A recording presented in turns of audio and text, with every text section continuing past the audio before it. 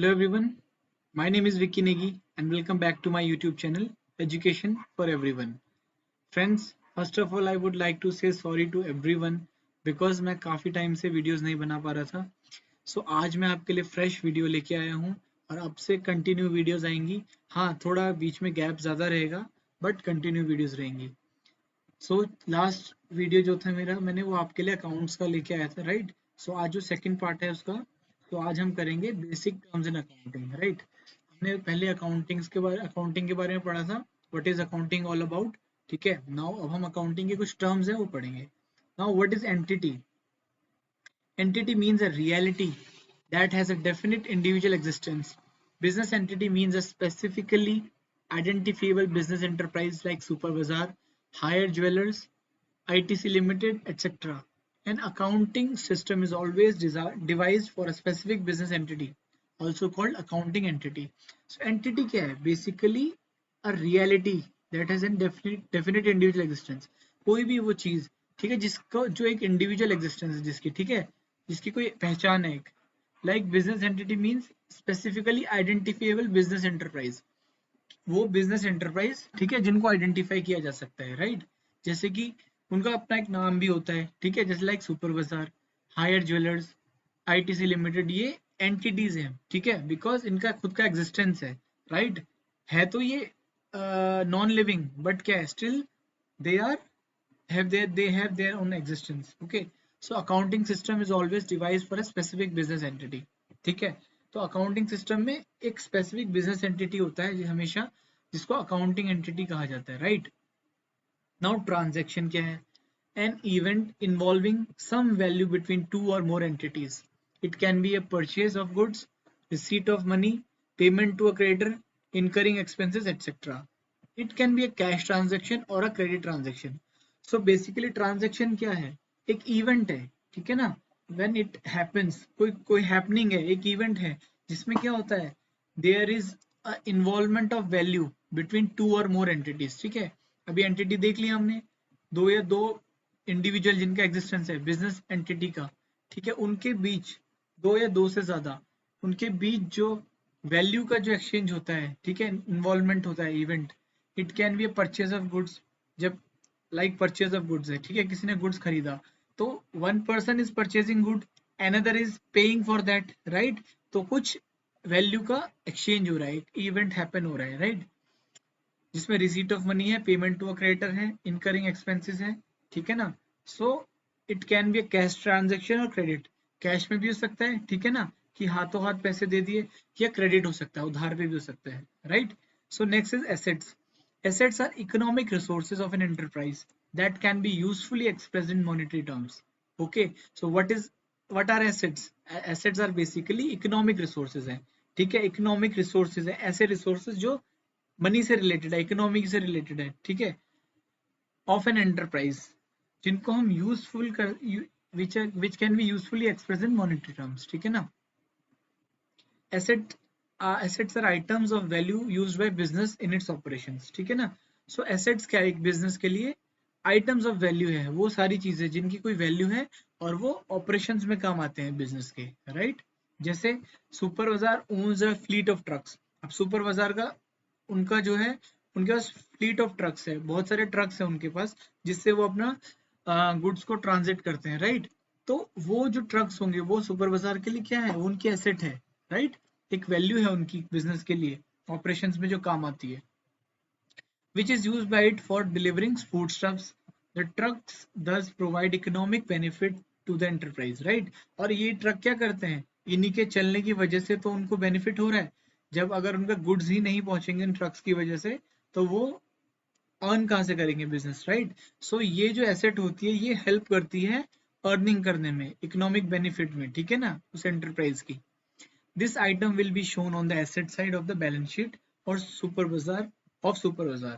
Assets can be broadly classified into two types, current and non-current. So ये जो assets होती है कहाँ शो की जाती है, बैलेंस शीट में, ठीक है ना. जब एंटरप्राइज की या बिजनेस की या कंपनी की जो बैलेंस शीट बनती है, उसमें एसेट साइड्स में ये शो की जाती है. नाउ एसेट्स को क्लासिफाई किया जाता है ब्रॉडली टू टाइप्स में, ठीक है ना, current asset and non current assets. So let's see types of assets. ठीक है।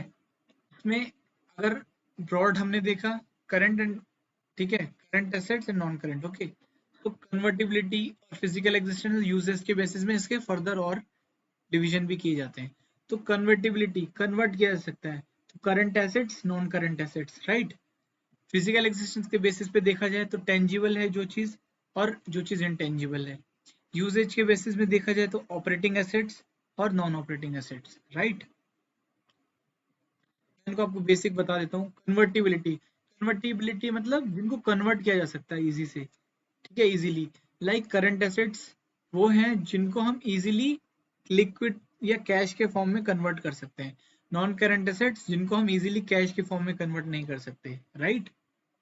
टेंजिबल एसेट्स जो एसेट छू सकते हैं हम, ठीक है, मशीन हमारी एसेट है, ट्रक हमारी एसेट है, ये टच की जा सकती है। इंटेंजिबल एसेट हमारा जैसे गुडविल हो गया, गुडविल एक नाम होता है बिजनेस का, तो वो एक उनके लिए एसेट है ना। जिसका बिजनेस का जितना अच्छा गुडविल होगा, वैल्यू होगी मार्केट में, जितना अच्छा नाम होगा उतना वो बिजनेस और चलेगा। तो वो एक एसेट है उनके लिए, बट वो छू नहीं सकते, ठीक है ना, वो एक इंटेंजिबल एसेट है, ठीक है। यूसेज के बेस में operating assets, non operating assets.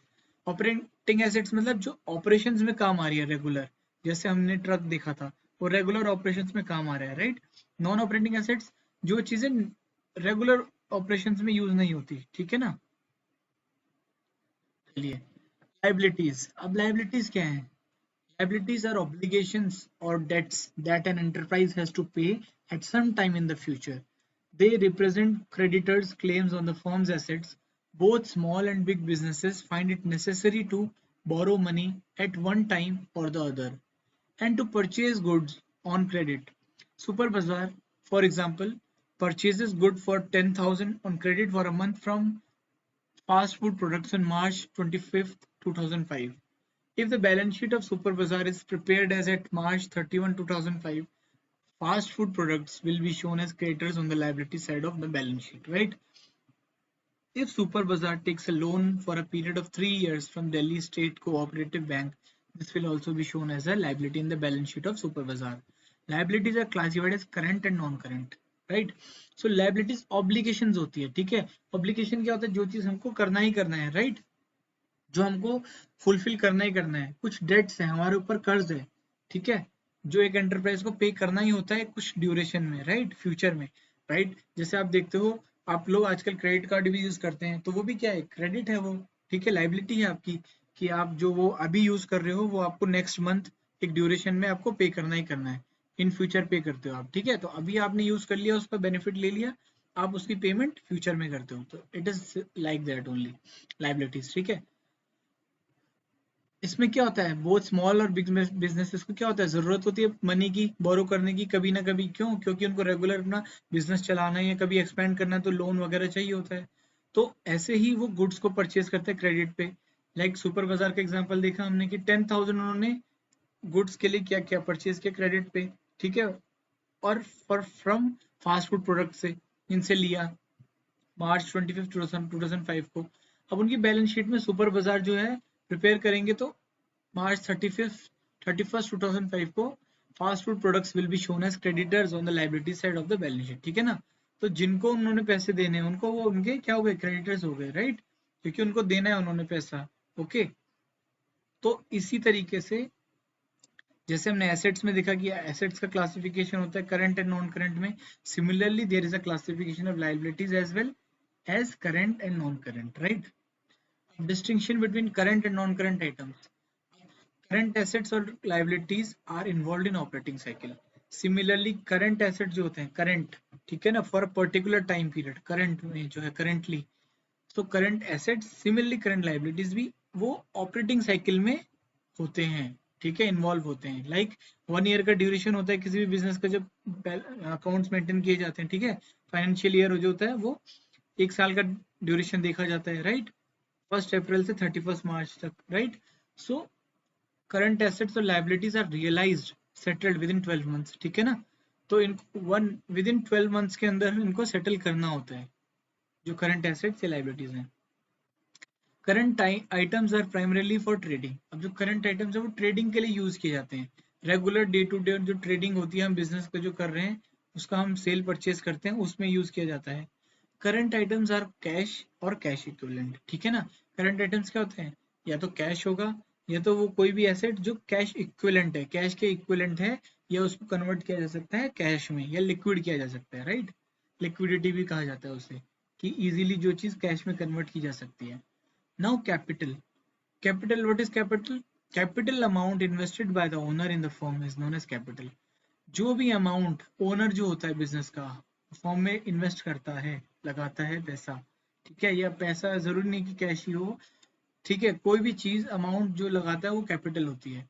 It may be brought in the form of cash or assets by the owner for the business entity. Capital is an obligation and a claim on the asset of business, right. अब जो लेके आएगा owner capital, वो cash के form में भी सकती है, एसेट्स के फॉर्म में भी सकती है। ये याद रखना है, जो बिजनेस एंटिटी होगी, कैपिटल जो एक ऑब्लिगेशन होगी, right, and claim on the assets of business, ठीक है ना। तो क्लेम होगा वो, लाइक बिजनेस एक सेपरेट एंटिटी होगी, ठीक है, ओनर से उसका कोई लेना देना नहीं है, ठीक है। जब ओनर लेके आएगा उस कैपिटल को, तो बिजनेस के ऊपर लाइबिलिटी हो जाएगी वो कैपिटल, ठीक है। कैपिटल एक लाइबिलिटी हो जाएगी बिजनेस के लिए, क्योंकि बिजनेस एक सेपरेट यूनिट है, सेपरेट एंटिटी है अलग, और ओनर जो है वो अलग। तो जो बिजनेस होगा वो उस कैपिटल को पे करने के लिए, रीपे करने के लिए लाइबल होगा, किसको, ओनर को, right. Therefore shown as capital on the liability side of the balance sheet. इसलिए कैपिटल को लायबिलिटी साइड दिखाया जाता है। लाया उसको ओनर है, ठीक है, पर ये नहीं समझना कि ओनर लाया तो वो तो बिजनेस का ही पार्ट है, नहीं। Owner is different and business is different, right? Now sales. Sales are total revenues from goods or services sold or provided to customers. Sales may be cash sales or credit sales, right? Sales क्या है, total revenues है जो भी goods और services को बेच के आता है, ठीक है। हम कुछ बेचते हैं, कोई गुड्स या सर्विसेज, उससे जो भी हमको बेच के मिलता है, ठीक है, वो हमारी सेल्स होती है। वो जो भी बेचते हैं वो सेल्स होती है, राइट। सेल्स अब कैश फॉर्म में भी हो सकती है और क्रेडिट भी। कभी कभी हम बेच के सीधा कैश कैश ले लेते हैं उसके अगेंस्ट, या कभी कभी हम सेल कर देते हैं और क्रेडिट में सेल करते हैं, उधार में दे देते हैं, right.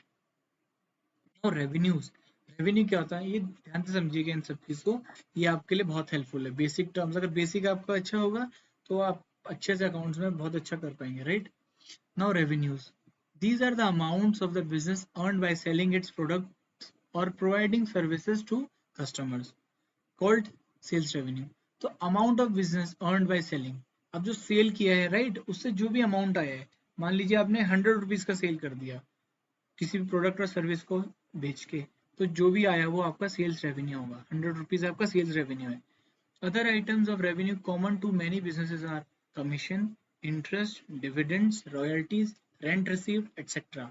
Revenue is also called income, ठीक है। तो जो बिजनेस है उसके लिए अदर जो रेवेन्यू होते हैं वो क्या है, कमीशन भी एक रेवेन्यू होता है, इंटरेस्ट भी रेवेन्यू होता है, डिविडेंड्स भी रेवेन्यू होते हैं, रॉयल्टीज भी, रेंट रिसीव्ड, ये सारे रिसीव हो रहे हैं, ठीक है, इसलिए ये रेवेन्यू है।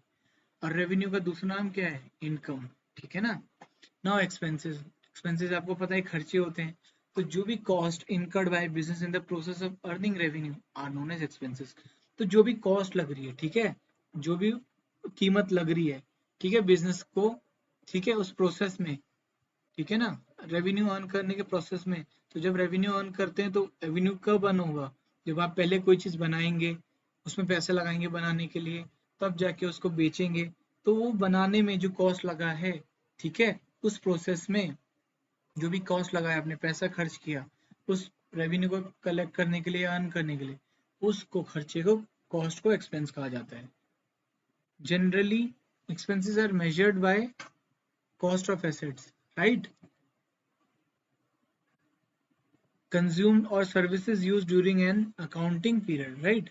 The usual items of expenses are depreciation, rent, wages, salaries, interest, cost of heater, light and water, telephone, etc.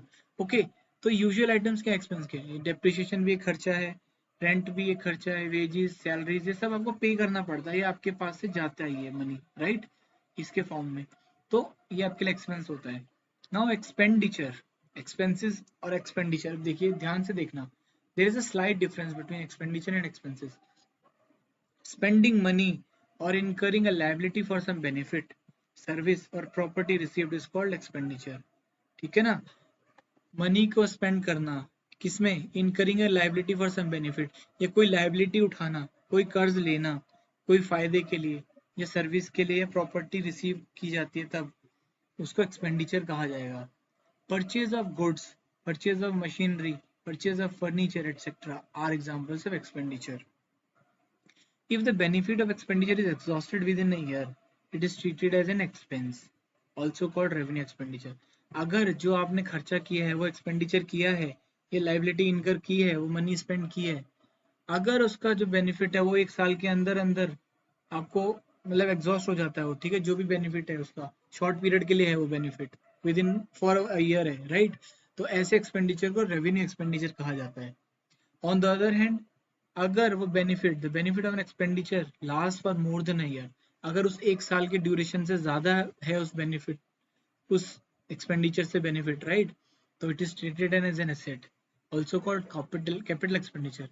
तो जो वो जो एक्सपेंडिचर होगा आपका जो एक साल से ज्यादा तक आपको बेनिफिट दे रहा है, राइट, तो वो एक एसेट होगी आपके लिए और उसको कैपिटल एक्सपेंडिचर कहा जाएगा। क्लियर।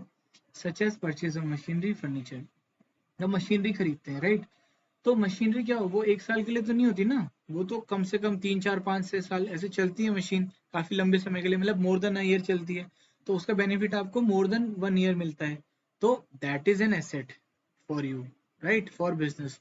सो उसको कैपिटल एक्सपेंडिचर कहा जाएगा। उस मशीन में जो आपने खर्चा किया है वो एक्सपेंडिचर कैपिटल एक्सपेंडिचर होगा और it will be an asset, okay.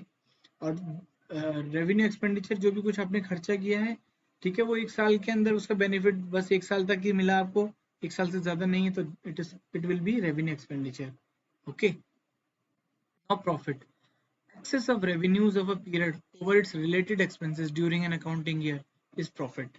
Profit increases the investment of the owners. So for example, आपने गुड्स बनाए, राइट, 100 रुपीज के, आपने उसको 120 में सेल कर दिया, तो 100 रुपी तक का तो आपकी कॉस्ट लगी थी उसमें, ठीक है, आपका एक्सपेंस हुआ था उसमें, और जो आपने टोटल जब बेचा आपने तो 120 का बेचा, राइट, तो 100 रुपए की आपकी कॉस्ट लगी थी बनाने में, तो जो 120 में से आपने 100 अगर आपकी कॉस्ट लगी तो जो रिमेनिंग क्या है वो आपका प्रॉफिट हुआ, ठीक है। तो जो एक्सेस होता है रेवेन्यूज का किसी पीरियड का, राइट, वो क्या होता है, प्रॉफिट होता है। और प्रॉफिट इंक्रीज करता है किस चीज को, इन्वेस्टमेंट ऑफ द ओनर। जितना ज्यादा प्रॉफिट होगा उस प्रॉफिट में से आप उतना ज्यादा ही इन्वेस्ट कर पाएंगे फर्दर, है ना।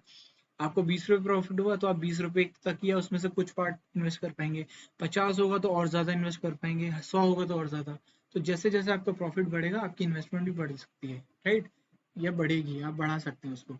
Gain, a profit that arises from events or transactions which are incidental to businesses such as sales of fixed assets, winning a court case, appreciation in the value of an asset, right। तो gain क्या है, एक मुनाफा कब हो गया, वो profit जो हो जाता है एक इवेंट की वजह से, एक ट्रांजैक्शन की वजह से, और ये इंसिडेंटल होता है बिजनेस के लिए, किसी इंसिडेंट की वजह से हुआ है, ठीक है ना। ये आपके रेगुलर प्रॉफिट और गेन में क्या फर्क है, प्रॉफिट आपका जो रेगुलर आप बिजनेस जिस चीज में डील कर रहे हो उसकी वजह से होता है, गेन क्या है, ये इंसिडेंटल है, ये हैपनिंग है, इवेंट है जो इंसिडेंटल है, ठीक है, किसी इंसिडेंट की वजह से हुआ। जैसे आपने फिक्स एसेट बेच दिए, तो आपका काम नहीं है ना फिक्स एसेट बेचना रेगुलर, रेगुलर तो आपको कुछ और प्रोडक्शन करते हो किसी चीज का, वो सेल करते हो। तो जो चीज आपने एक इवेंट हुआ है जिसकी वजह से आपको कुछ आया है, पैसा आया आपके पास, प्रॉफिट आया है, तो वो जो इवेंट है वो आपका गेन होता है। विनिंग अ कोर्ट केस, कभी कोर्ट केस जीत गए तो उससे आपको कुछ मुआवजा मिल गया, तो वो एक एक्स्ट्रा आपके पास पैसा आ गया तो गेन हो गया आपके लिए, ठीक है। या आपकी एसेट की वैल्यू बढ़ गई तो वो आपके लिए गेन हो गया। Now loss, the excess of expenses of a period over its related revenues, it's termed as loss, ठीक है। सो जो एक्सेस होगा एक्सपेंसेस का, ठीक है, over over its related revenues, its is termed as loss. तो जो भी एक्सपेंस हुआ है ज्यादा एक्स्ट्रा, किससे एक्स्ट्रा, रिलेटेड टू रेवेन्यूज से, तो उस रेवेन्यू से जो भी ज्यादा आपका एक्सपेंस हुआ है, एक्सेस हुआ है पीरियड का, वो आपका लॉस होगा। इट, मान लीजिए 100 रुपए का आपने सेल था, आपको 80 ही मिला, तो जो 20 रुपए का आपका क्या है, 20 रुपए जो है एक्सेस हो गया ना आपका, कॉस्ट से ज्यादा हो गया आपका, एक्सपेंस ज्यादा लग गया आपको, और आपको आया कितना 80 आया, तो आपका 20 लॉस हो गया, right. It also refers to the money और मनी इज वर्थ लॉस्ट और कॉस्ट इनकर्ड, ये जो आपने कॉस्ट लगाई है या मनी की जो वर्थ लॉस्ट हुई है वो लॉस है without receiving any benefit in return.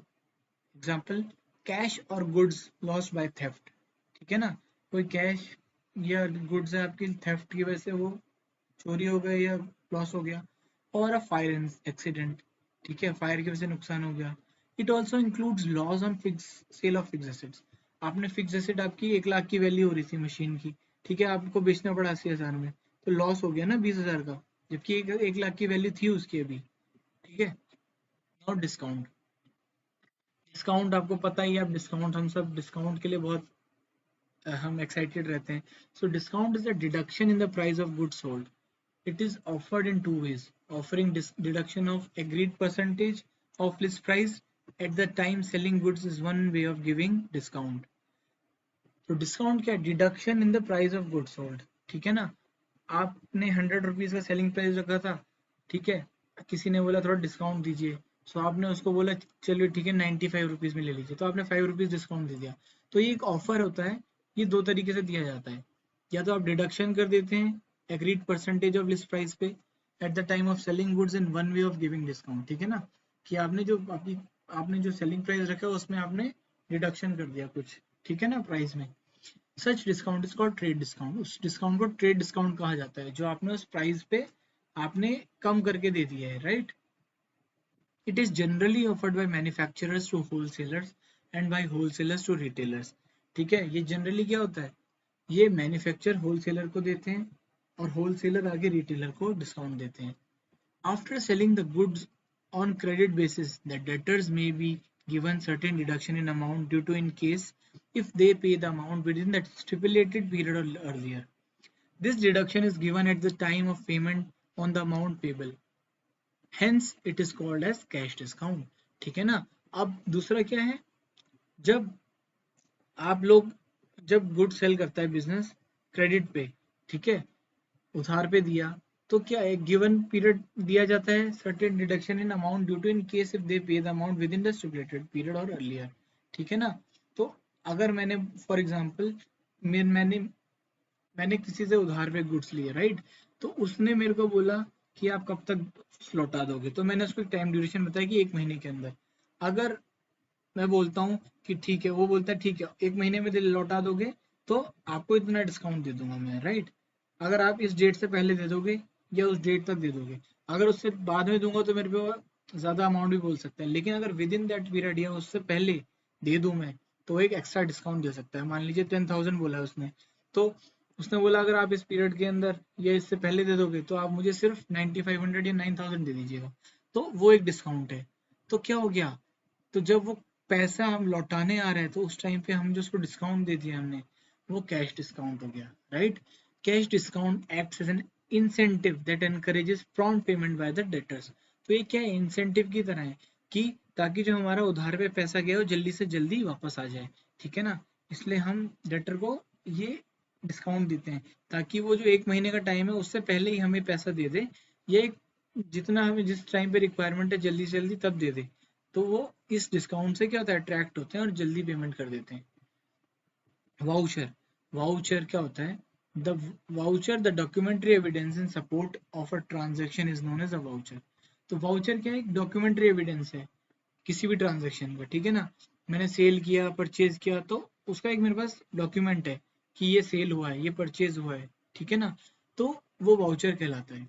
For example if you buy goods for cash, we get cash memo, है ना, जब हम खरीदते हैं, अब आप एग्जांपल ले लीजिए, आप शॉप पे जाते हैं, आप कुछ खरीद के लाते हैं तो आप बिल लेते हैं ना उसका, एक कैश मेमो लेते हैं, तो वो भी एक वाउचर ही होता है, राइट।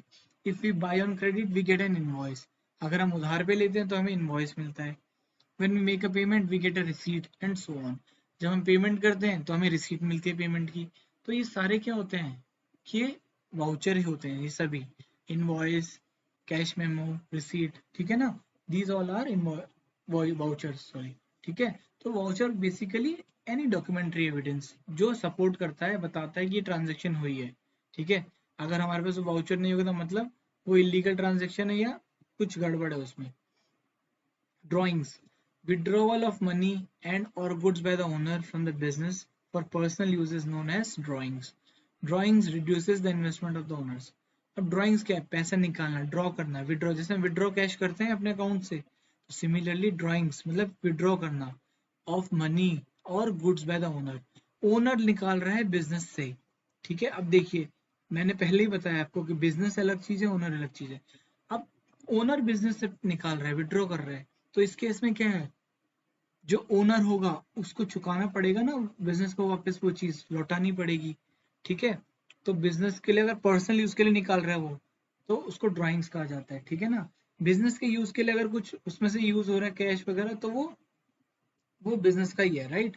लेकिन अगर बिजनेस में से ओनर निकालता है अपने पर्सनल यूज के लिए, तो उसको ड्राइंग्स कहा जाता है। और ड्राइंग से क्या होता है, reduces the investment of the owner. तो इससे क्या होता है, मान लीजिए शुरू शुरू में 1 लाख रुपए लगाया था ओनर ने, और उसने अब अपने पर्सनल यूज के लिए उसने 20,000 रुपए निकाल लिया, तो एट द एंड क्या हुआ, कैपिटल जो ओनर ने लगाई है वो अब 80,000 रह गई है। तो अब ये नहीं कह सकता ओनर की मैंने 1 लाख रुपीज दिए है, ठीक है ना, इफ अंटिल ही रिपेज इट, ठीक है ना। चलिए, now goods. It refers to the product in which the business unit is dealing. That is, in terms of which it is buying and selling or product producing and selling. ठीक है, the items that are purchased for use in the business are not called goods. ठीक है, तो goods क्या है, जो भी product है बिजनेस यूनिट डील करती है जिसमें, ठीक है ना। लाइक एक शू मेकर है बिजनेस, तो वो शूज बनाते हैं, राइट। तो डील किस में कर रहे हैं, शूज में, तो वो उनका प्रोडक्ट हो गया। In terms of which it is buying and selling of product, producing and selling, ठीक है ना। तो ये क्या है, इसको अगर जनरल टर्म्स में कहें तो बाई करना और सेल करना, ठीक है, जो भी आप बना रहे हैं, ठीक है ना, प्रोडक्ट आपका। The item that are purchase for use in the business are not called goods. अब जो बिजनेस में चीजें यू खरीदी जा रही है बिजनेस के कामों के लिए, वो गुड्स नहीं होगा, राइट। जो आप जिस चीज में डील करते हैं, आप बना के बेचते हैं, that will be your goods, right. For example, for furniture dealer purchase of chairs and tables is termed as goods, ठीक है ना। अब जो पर्सन बिजनेसमैन फर्नीचर डीलर पर फर्नीचर पे डील करता है, तो उसके लिए चेयर टेबल क्या होगा, उनका गुड्स हो गए। While for other it is furniture, ठीक है ना, और दूसरों के लिए सिर्फ फर्नीचर है और ट्रीटेड एज एन एसेट, ठीक है। अगला कोई बिजनेस पर्सन उस फर्नीचर को खरीदता है अपने बिजनेस के ऑफिस के लिए, बिजनेस में लगाने के लिए, तो वो उसके लिए एसेट होगा। लेकिन जो उस चीज पे कर ही रहा है काम, जिसका बिजनेस ही है वो, तो वो उसके लिए गुड्स होंगे, right. Similarly, for a stationery merchant, stationery goods हुआ, whereas for others it is an item of expense, ठीक है ना, not purchases. Now purchases क्या है? Purchases are total amount of goods procured by a business on credit and on cash for use or sale, ठीक है ना। तो purchases क्या है, वो total amount of goods है जो procure की जाती है बिजनेस के द्वारा क्रेडिट पे and on cash for use और सेल। तो वो सारी चीजें जो गुड्स खरीदे जाते हैं बिजनेस के द्वारा, चाहे वो उधार पे हो चाहे कैश पे हो, चाहे वो यूज के लिए हो चाहे सेल करने के लिए हो, ये सब परचेज होता है, right. In a trading concern के केस में purchase are made for merchandise for resale with और विदाउट प्रोसेसिंग।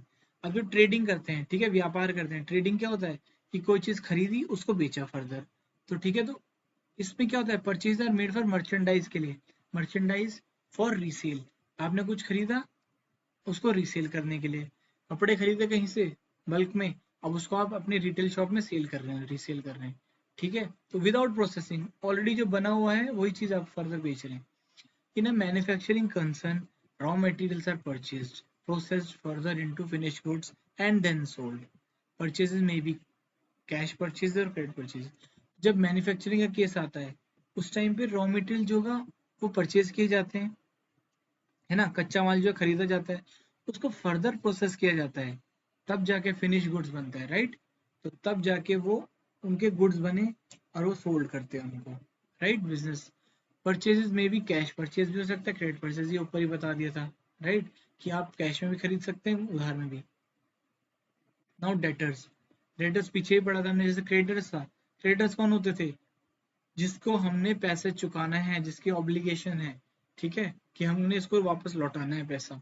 सिमिलरली डेटर्स उसका उल्टा हो गया।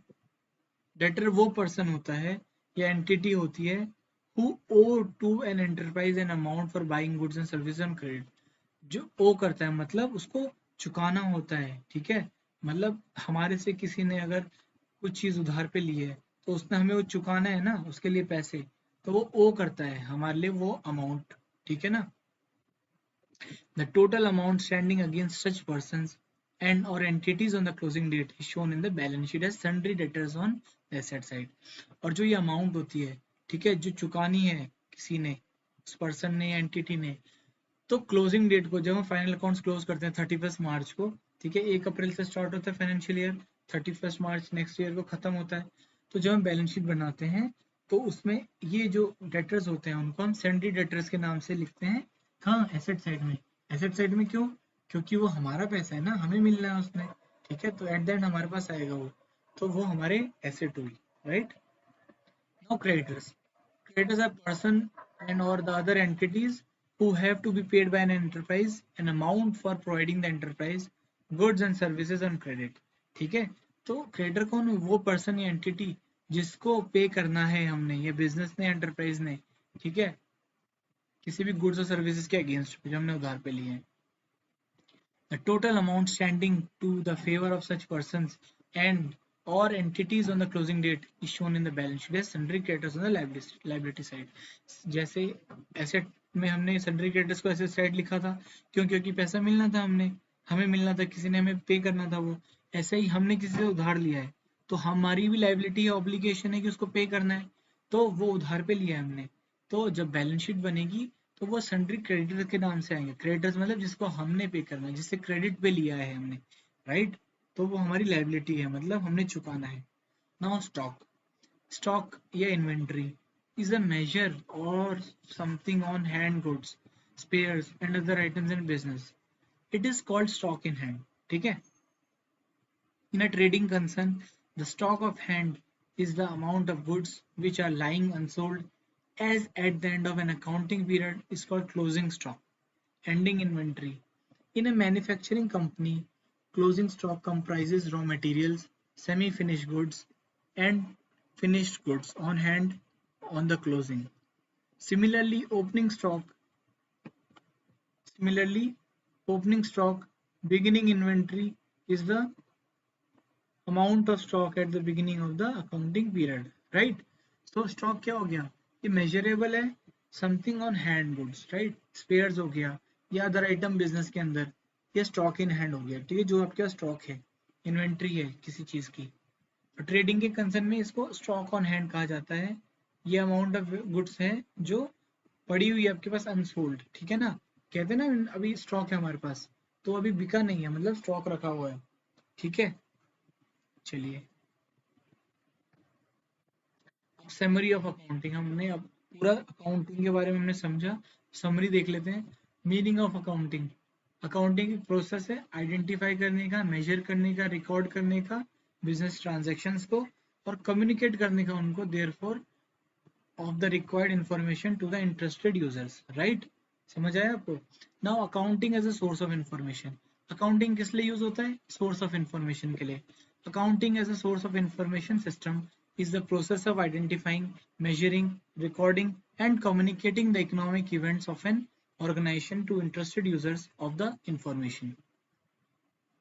Users of accounting information.